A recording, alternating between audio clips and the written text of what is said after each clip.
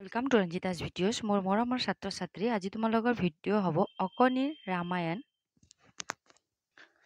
অকণিৰ ৰামায়ণ পঞ্চম শ্ৰেণীৰ দ্ৰুত পাঠ। তোমালোকক যোৱা ভিডিঅ'ত 5 অধ্যায় 5ৰ প্ৰশ্নৰ উত্তৰ দিয়া ভিডিঅ' আছে, তোমালোকে চোৱা নাই যদি চাই ল'বা। আজি মই তোমালোকক 4 অধ্যায়ৰ প্ৰশ্নৰ উত্তৰ দিবলৈ ওলাইছোঁ। চেনেলত নতুনকৈ আহিছা যদি চেনেল ছাবস্ক্ৰাইব কৰি থৈ দিবা, নতুন নতুন ভিডিঅ' নটিফিকেশ্যন পাই থাকিবা। আজিৰ ভিডিঅ' আৰম্ভ কৰোঁ। 4ৰ প্ৰশ্নাৱলীৰ উত্তৰ আলোচনা কৰোঁ।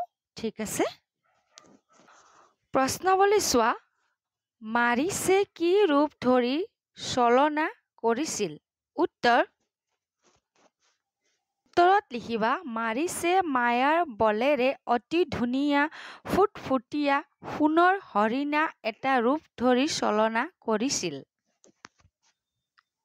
প্ৰশ্ন চোৱা, বালিৰ পুত্ৰৰ নাম কি আছিল? উত্তৰ, বালিৰ পুত্ৰৰ নাম অংগদ আছিল। 3 প্ৰশ্ন চোৱা, জটায়ু পক্ষীয়ে ৰামক কি সংবাদ দিছিল? উত্তৰত লিখিবা, সীতা আইক দুষ্ট ৰাক্ষস ৰাৱণে ধৰি আনি এই ফালেদি লৈ যাবলৈ আহিছিল। মই মানে জটায়ু পক্ষীয়ে আগভেটি ধৰি যুদ্ধ কৰিলোঁ বা যুদ্ধ কৰিছিল, কিন্তু তাৰ মানে ৰাৱণৰ লগত বেছি পৰ যুঁজিব নোৱাৰিলোঁ।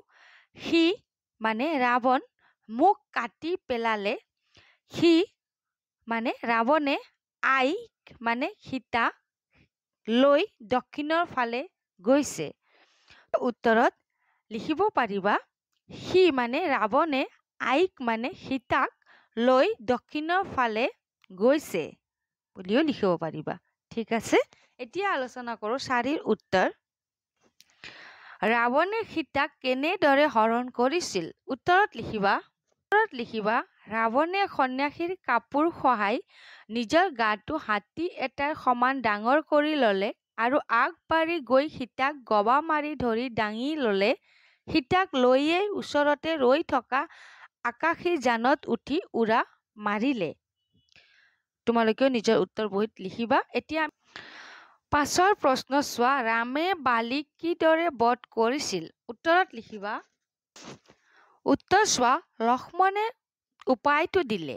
এডাল ফুলি জকমকাই থকা লতা আনি সুগ্ৰীৱৰ গাত মেৰিয়াই দিলে। সেই চিনকে ৰাখি সুগ্ৰীৱে বালিৰ লগত যুদ্ধ আৰম্ভ কৰিলে। যুদ্ধ চলি থাকোঁতে এবাৰ চল চাই ৰামে বালিলৈ এপাত চোকা শৰ মাৰি পঠালে। বালি মৰি থাকিল। এতিয়া 6ৰ প্ৰশ্ন চোৱা, সম্পাতি কোন আছিল? তেওঁ হনুমান, অংগদ আৰু বান্দৰবোৰক কি কৈছিল? উত্তৰত লিখিবা, সম্পাতি জটায়ুৰ ককায়েক আছিল।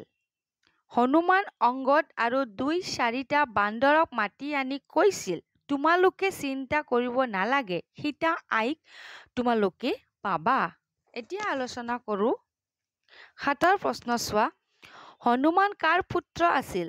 তেওঁ মায়াৰ বলেৰে কি কৰিব পাৰিছিল? উত্তৰত লিখিবা, হনুমান বায়ুৰ পুত্ৰ আছিল। হনুমানে মায়া কৰি নিজৰ গাটো ডাঙৰ আৰু সৰু কৰিব পাৰিছিল। 8ৰ প্ৰশ্ন চোৱা, সুগ্ৰীৱৰ প্ৰতি ৰামৰ কিয় খং উঠিছিল? উত্তৰত লিখিবা, সুগ্ৰীৱে ৰামক সহায় কৰিবলৈ আগবাঢ়ি অহা নাই, কেৱল ৰং ধেমালিতে কাল কটাইছে। সীতাক বিচাৰি উলিওৱাত ৰামক সহায় কৰিম বুলি সুগ্ৰীৱে কথা দি থৈছিল, কিন্তু এতিয়া সেই কামৰ কাৰণে মন কাণ নকৰা দেখি ৰামৰ খং উঠিছিল। 9ৰ প্ৰশ্ন চোৱা, বালি আৰু সুগ্ৰীৱৰ মাজত কিয় যুদ্ধ লাগিছিল? উত্তৰত লিখিবা, বালিয়ে মায়াবী দানৱক খেদি গৈ গুহাৰ ভিতৰত সোমাল। যাবৰ সময়ত ককা দেউৱে মোক কৈ গ'ল, সুগ্ৰীৱ, মই নহালৈকে তই গুহাৰ মুখতে ৰৈ থাকিবি। মই মানে বালি মায়াবীক শেষ কৰি থৈ আহোঁ।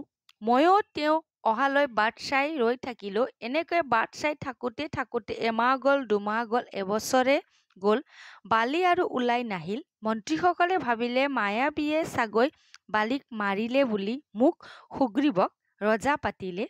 বালি কিন্তু মৰা নাছিল আৰু কিছুদিন যোৱাৰ পিছত দানৱটোক মাৰি বালি ওলাই আহিল। আইয়ে সুগ্ৰীৱক গালি পাৰিবলৈ ধৰিছিল। কথাৰ কটাকটি লাগিল। তাৰ পিছত কাজিয়া, তাৰ পিছত যুদ্ধ লাগিছিল। তোমালোকে নিজৰ উত্তৰ বহীত লিখি থৈ দিবা।